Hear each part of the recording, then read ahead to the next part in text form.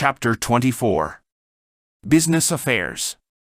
My friends gathered here tonight, let us study very seriously this matter of business affairs. Allow me the liberty to tell you that I am not talking about profane business affairs. I want to refer in an emphatic manner to the business matters of karma. Before anything else, it is necessary that people understand what the Sanskrit word karma is. It is not superfluous to affirm that such a word in itself means the law of action and consequence. Obviously, there does not exist a cause without an effect, nor an effect without a cause. Any deed of our life, whether good or bad, has its consequence. Today, I have been reflecting on the misfortune of our world. How happy these intellectual humanoids would be if they had never bad that which is called ego, the I, myself. The cell. It is indubitable that the ego commits countless errors whose results are pain.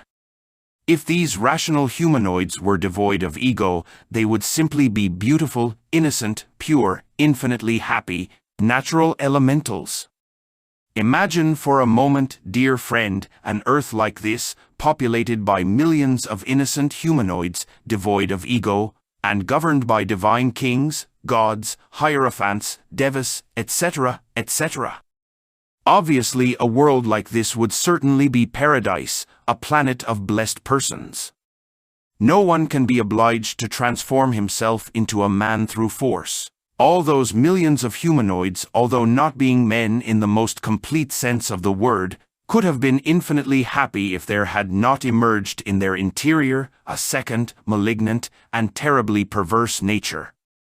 Not all the happy creatures that live in all the worlds of the infinite space reach mastery. However, they find themselves in tune with cosmic order because they do not have ego.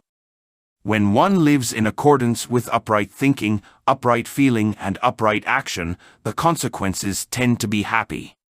Unfortunately, just thought, just sentiment, just action, etc., are made impossible when a second inhumane nature acts in us and within us and through us, here and now. Confusion should be avoided in what we have been saying. It is obvious that of the many, a few aspire to adepthood, to the inner self-realization of our being. Unquestionably, these souls transform themselves into true kings of the universe and into terribly divine gods. The masses, after the 3,000 cycles of manifestation, return to the universal spirit of life as merely happy elementals.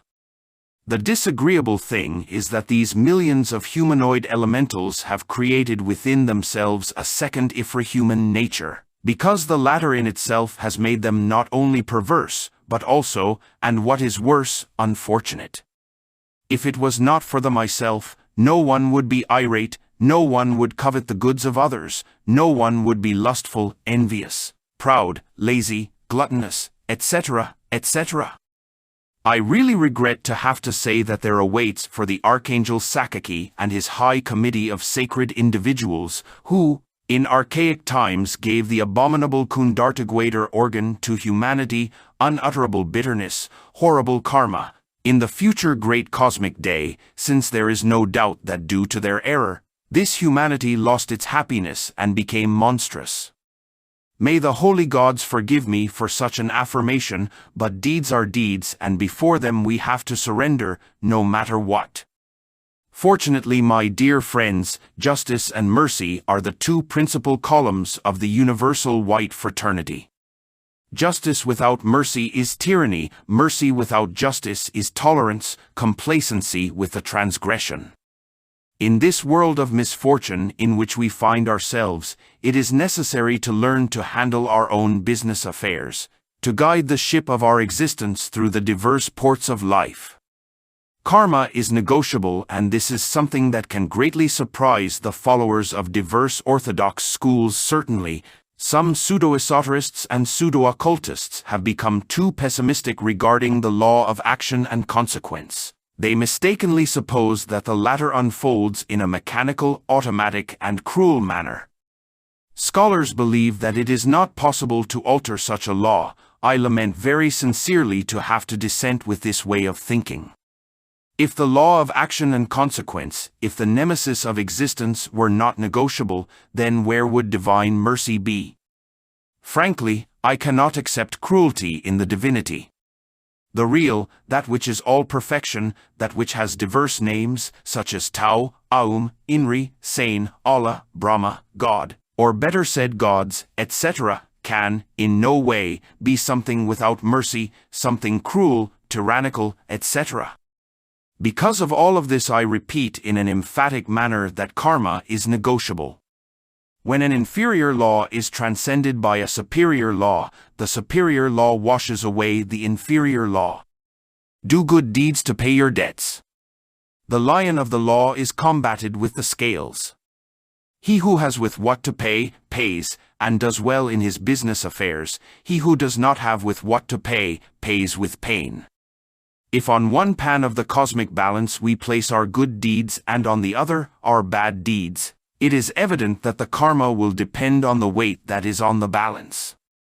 If the pan with the bad deeds weighs more, the result will be bitterness. However, it is possible to increase the weight of the good deeds on the pan of the needle of the balance, and in this manner we will cancel karma without the need for suffering. All that we need is to do good deeds to increase the weight of the pan of the good deeds. Now you will comprehend, my good friends, how marvelous it is to do good. There is no doubt that upright thinking, upright feeling, and upright doing are the best in business affairs. We should never protest against our karma. What is important is to know how to negotiate it. Unfortunately, the only thing that occurs to people when they find themselves in great sorrow is to wash their hands like Pilate, saying that they have not done anything bad, that they are not guilty, that they are just souls, etc., etc. I tell those who are in misery to examine their conduct, to judge themselves, to sit even for an instant on the bench of the accused, after a superficial analysis of themselves, to modi their conduct. If those that find themselves without work would become chaste, infinitely charitable, peaceful, 100% helpful, it is obvious that they would radically alter the cause of their misfortune, modifying as a consequence the effect. It is not possible to alter the effect if at first the cause which produced it has not been radically modified, since, as we have already said, there does not exist effect without a cause nor muse without an effect. There is no doubt that misery has its causes in drinking sprees, in nauseating lust, in violence, in adulteries, in squandering and in avarice, etc., etc. It is not possible that someone be found in misery when the Father that is in secret is present. At this point, I would like to illustrate this with a story. On a certain occasion, my real inner being, my immortal monad, took me out of my physical body to give me instructions about a specific disciple. Once these concluded, I did not have any hesitation in addressing the inner Lord with the following words. I am tired of having a body. What I would like to do is to disembody. In those instants the Lord of Perfections, my interior God, answered in a solemn voice, Why do you protest? I have given you food, clothing, and shelter, and you still protest? Remember the final days of your past existence? You wandered around on the streets of Mexico, barefoot, with a torn suit, old, sick, and in the most frightful misery. And how did you come to die? In a filthy hut. At that time, I was absent. In those moments the countenance of the Lord shone, in his blue eyes was reflected the infinite heaven, his white robe of glory reached to his feet, everything in him was perfection. Lord, I told him, I have come to kiss your hand and receive your blessing. The adorable one blessed me and I kissed his right hand. After I had returned to the physical body, I entered into meditation. Certainly, my dear brothers, when the son is doing badly, the father becomes absent, and then the former, the son, falls into disgrace. I believe that now you will comprehend better, my dear friends, what misery is, why it arrives, and how it arrives. The Father who is in secret has enough power to give, and also to take away. Happy is the man whom God punishes. Karma is a medicine that is applied to us for our own good. Unfortunately, people, instead of bending down reverently before the living eternal God, protest, blaspheme, they justify themselves, they excuse themselves foolishly, and they wash their hands like Pilate. With such protests, karma is not modified, on the contrary it becomes harsher and more severe.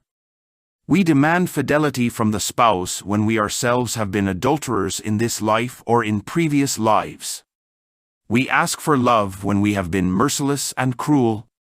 We demand comprehension when we have never known how to comprehend anyone, when we have never learned to see the other person's point of view. We long for immense good fortune when we have always been the origin of many misfortunes. We would have liked to have been born in a very beautiful home with many comforts, when in past lives we did not know how to provide a home and beauty for our children.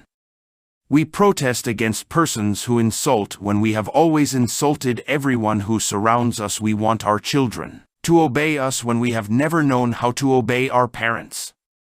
Slander annoys us terribly when we were always slanderers and filled the world with pain. Gossip upsets us. We do not want anyone to gossip about us. However, we were always involved in gossip and backbiting, talking badly about our fellow men, mortifying the lives of others. That is, we always demand what we have not given. In all our former lives we were evil and we deserve the worst, but we suppose that we should be given the best. The sick, instead of worrying so much about themselves, should work for others.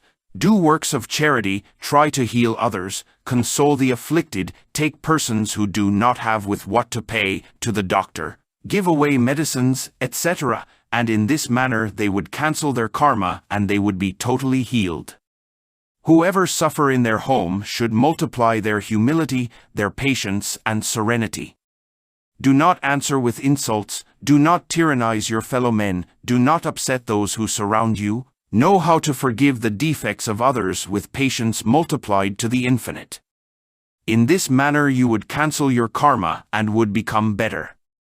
Unfortunately, my dear friends, that ego that each of us carries within does exactly the opposite of what we are saying here. Because of this, I consider it urgent, unable to be postponed or delayed, the reduction of the myself to cosmic dust. Question: Venerable Master, would you consider your mission accomplished upon being able to get intellectual humanoids to transform themselves into innocent elementals?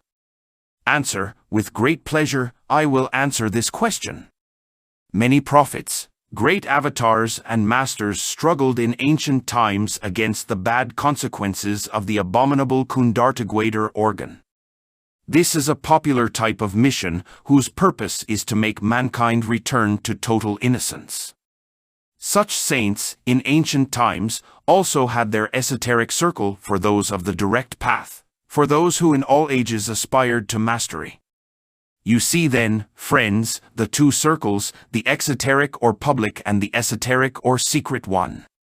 It is not superfluous to remind you that the great confessional religions fill precisely these two needs. Any confessional religion serves the masses and the initiates. I think that now you have completely understood the meaning of my mission on the face of this afflicted world on which we live. Question: Master, every suffering of any type that one has can be attributed to the absence of the Father? Answer: Friends, there exist voluntary and involuntary sufferings. The first are processed in those who follow the direct path, the solar path. The second is the result of our own karma. It is obvious that when the son is doing badly, the father is absent and the consequence is pain. Question: regarding nemesis or karma, is it possible that any suffering can be negotiable before the lords of karma? Answer: Dear friends, I want you to comprehend that when this and that karma is totally developed and unfolded, it has to inevitably reach its end.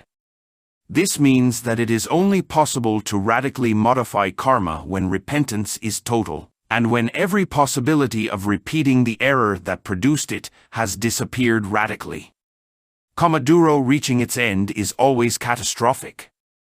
Not all karma is negotiable. It is good to also know that when we have radically eliminated the ego, the possibility of being delinquent remains annihilated and, as a consequence, karma can be forgiven.